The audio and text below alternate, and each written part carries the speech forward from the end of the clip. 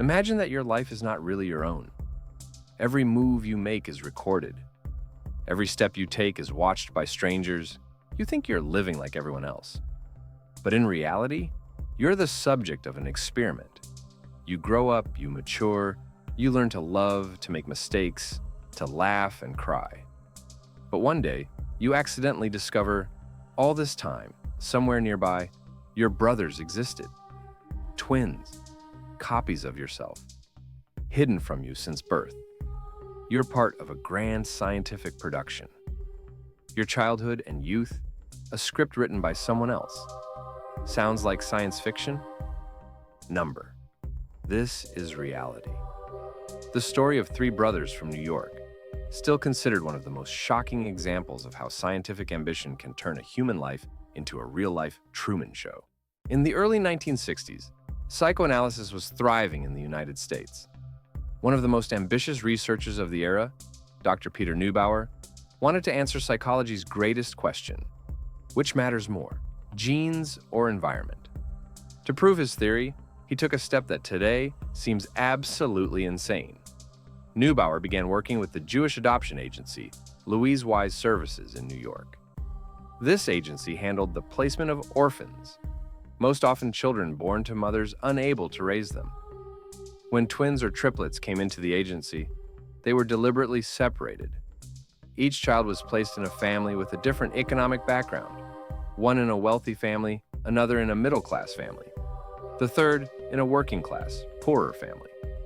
To the adoptive parents, this was explained as a policy of adoption. But in reality, it was the beginning of an experiment that would last for decades. And the most chilling part, none of the adoptive parents knew the truth.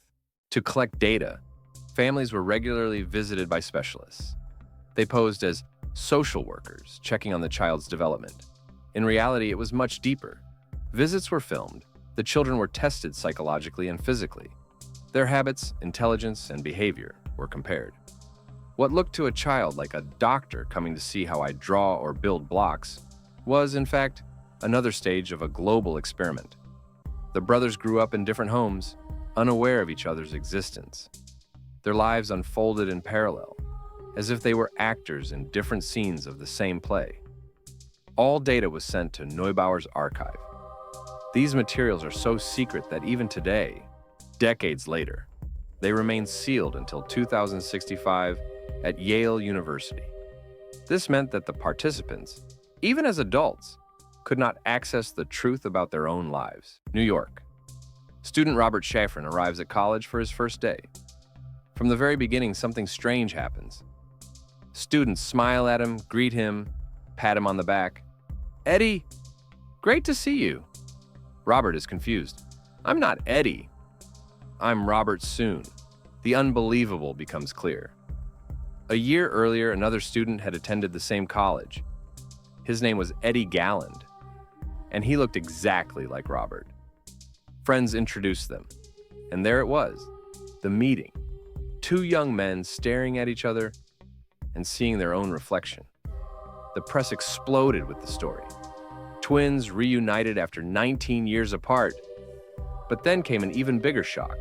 A third young man, David Kellman, saw their photo in the newspaper and realized that was him. He looked identical too.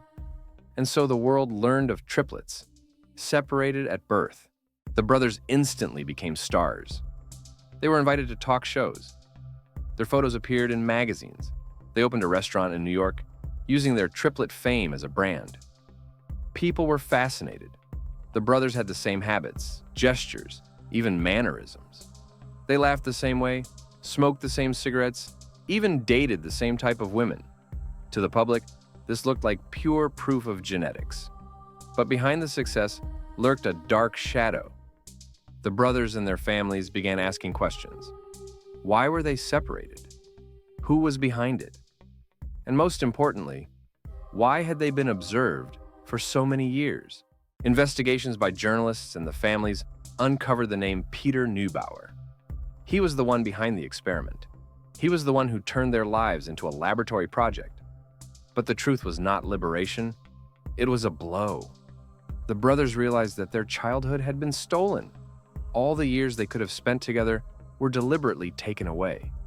Their lives truly had been a performance, but not for TV viewers like Truman. For a group of scientists who saw them not as human beings but as subjects. The strain was too much. One of the brothers, Eddie, suffered from severe depression. In 1995, he took his own life. Today, Neubauer's experiment is considered one of psychology's darkest stains, but officially it has never been recognized as a crime. The story of the three brothers became a real-life Truman Show. From birth, they were denied the truth. Their families lived inside an artificial reality. They were watched for decades, like actors in a play whose script they never chose. The biggest question remains unanswered. Did scientists have the right to control lives in the name of research? And perhaps, somewhere out there, there are dozens or even hundreds of people who were also part of this experiment without ever realizing it, because Neubauer's full archives will not be unsealed until 2065.